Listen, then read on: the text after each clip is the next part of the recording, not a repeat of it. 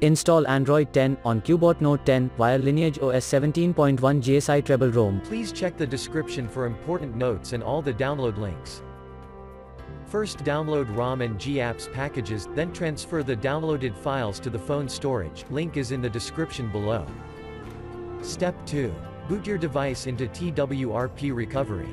Once in TWRP, click on Wipe, Advanced Wipe, and select the check boxes, as shown in the image, excluding internal storage. Step 4. Swipe the button to wipe the device. Step 5. Go back to the recovery main screen, and tap on the Install button. Step 6. Navigate to the storage, and select the ROM zip file. Step 7. Finally, swipe the button on the screen, to install ROM file. Step 8.